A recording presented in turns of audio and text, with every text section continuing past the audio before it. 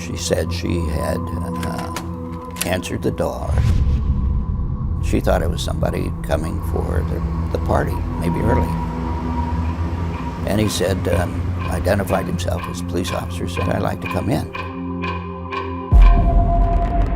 It was New Year's Eve. They were having a New Year's Eve party. Marilyn Redmond wasn't expecting a police officer at the party, but she welcomed him in. There was cooking going on in the kitchen, everything set up for a party. Time was turning from 1980 to 1981. Joe Brownlee didn't expect his year to end and begin there too. I was at my house. I got a call that they wanted me to go to North Phoenix. We've got a very unusual, difficult homicide. We need you. Joe Brownlee was a prosecuting attorney for Maricopa County. When he entered the house that night, Joe found himself among detectives and investigators inside the Redmond family home. Now, a gruesome crime scene. Crimes occurred in the master bedroom. Patrick Redmond was bound and had a sock in his mouth, and his throat had been slit ear to ear. The 2 shots to the head killed him. Pat was Marilyn's husband. Helen Phelps, Pat's mother-in-law, was also found restrained, arms tied behind her back, sock in her mouth, shot twice in the back of her head. Both of those bodies were shot execution style. There were 3 victims, though. Patrick Redmond's wife, Marilyn, was also shot. But something happened. 1 bullet left, and that bullet went in the back of the head of Marilyn Redmond and out her mouth. And she survived. It was clear it was a hit. It was an assassination. But the why? Why was Pat Redmond targeted? That took a while to figure out. For all anybody knew, the Redmond family had no enemies. Pat and his wife Marilyn were well liked. Pat ran a printing business on the west side of town called Graphic Dimensions with his partner Ron Lukazik. Business was going well. Life was good. So why was the Redmond family taken down like this? And who were these 3 men who carried out the executions? Those answers were hidden nearly 1,800 miles away.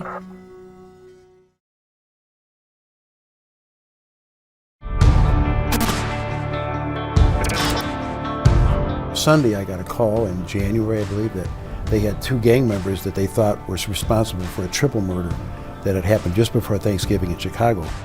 Greg Owen was head of gang prosecutions for Cook County, Illinois. At the time, one particularly violent gang kept making headlines.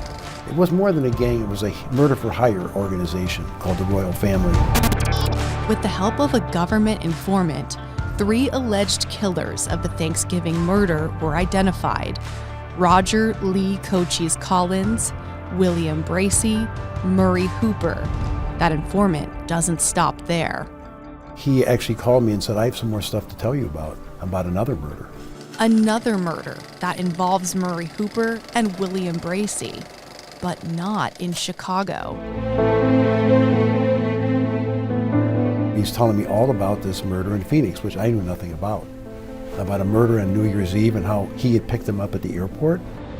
They were actually having an argument in the car, Bracey and Hooper.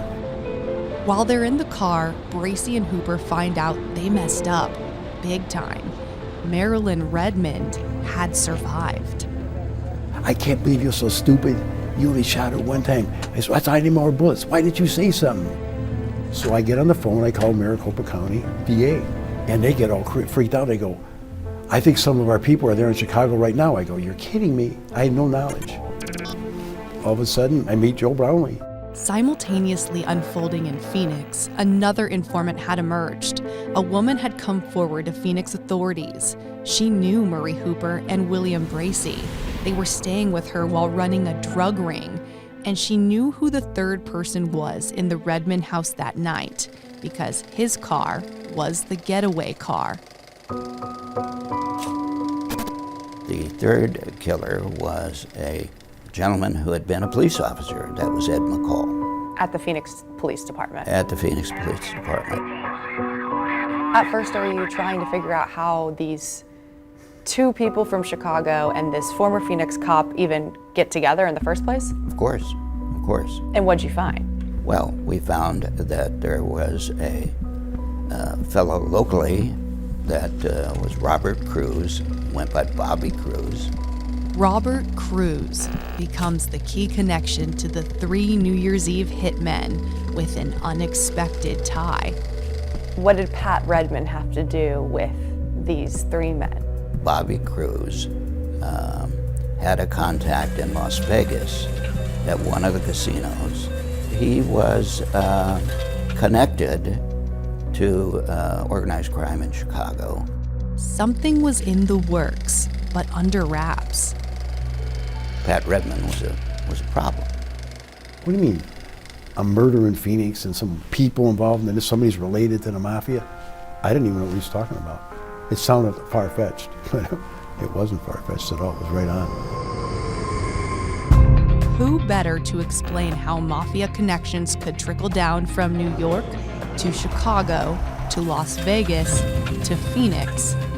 Testing 1, 2, 3. Than the former underboss of the Gambino family and one of the most prolific mafia hitmen to ever live. My name is Salvatore Gravano, but I'm probably better known as Sammy the Bull.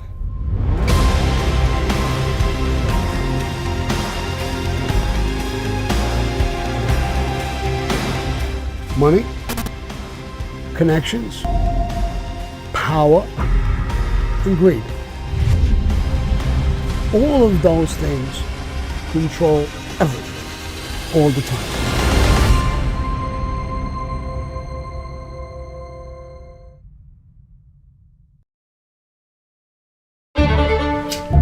Throughout the time in the Mafia, I was involved in 3 Mafia wars. I was involved in 19 murders. I did 22 years of my life in prison. I became the underboss of the most powerful organized crime family in the country at that time. And I became a more or less a professional hitman.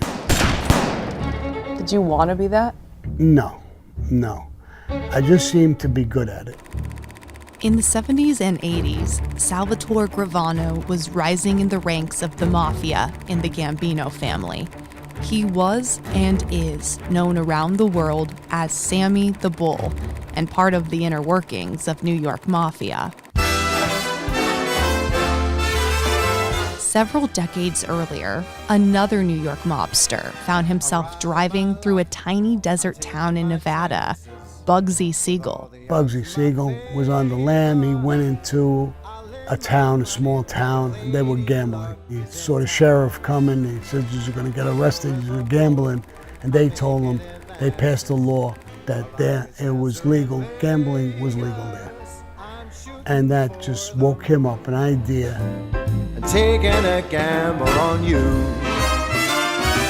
So began the rise of Las Vegas as we know it, when Bugsy Siegel built the first major casino resort, the Flamingo, followed by big casinos and resorts popping up left and right. It was completely mob controlled. They built it. He was going out with a beautiful movie star, and she made arrangements to bring in people in theater and stuff, and they put on shows, and it exploded. Was it easy to launder money through these casinos? Oh yeah. They didn't even know what it was, so they were always skimming money right off the top. They really didn't know what the hell was going on, especially they were controlling everything. Would power from the casino, the mafia, could they do other business dealings and launder money elsewhere? Was that a goal of theirs? The mafia is like an octopus. We have tentacles. We go into everything.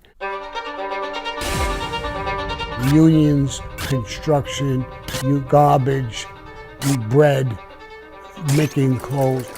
Everything, like, let's say, a printing business. the one in Phoenix, owned by Pat Redmond and Ron Lukasik.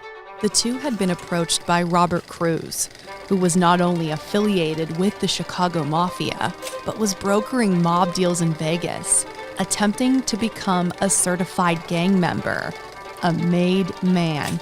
He made some connections with a casino that he would launder their money through a printing business. And that printing business was owned by Pat Redmond and Ron Lukasik. So Cruz approached them, the two owners, and Pat Redmond said, "No, I'm not going to sell. I like my business, no." Ron Lukasik apparently said, "I'd be open to listening to it." Pat Redmond was a problem. Robert Cruz used his connections. Robert Cruz made the call to Chicago to get the two killers, Billy Bracy and Murray Hooper, to come to Phoenix. There was a reason Cruz wanted members of the royal family street gang to carry out the killings. Because they felt if they used Afro-American offenders, they wouldn't be linked back to the Mafia, which is who was really behind this, the mob in Chicago. How much were they making off these Well, hits? what I was told by this guy who was in the car, drove him, that he had received $50,000 as the remainder of their contract fee, which in 1980 was quite a bit of money. What was the motive for McCall to go from a Phoenix police officer to now an assailant in this execution-style murder? It was money. This was a paid hit, and it was all about money. And who had money at the time? The mob. We're in everything. You name it, and we spread all over the place. And we find ways. We're very creative people. Money, connections, power, and greed. All of those things control everything, all the time. All the time. The bombshell moment that would change trials in two different states, the lone survivor herself. And the judge says, "Mr. Brownlee, do you have any more witnesses?" I said, "Yes, one." We called Marilyn Redmond to the stand. Whew. I mean, I get chills just thinking about it right now from all those years ago. But just when you think you know this case, We don't know who did the deed, but that was the end of Bobby Cruz. you don't. Joyce Lukasik is charged with ordering the 1980 execution-style slayings of Patrick Redmond and his mother-in-law, Helen Phelps. Prosecutors claim Lukasik ordered the murders because Redmond, who was a business partner of her husband, Ron Lukasik, turned down a business deal worth millions.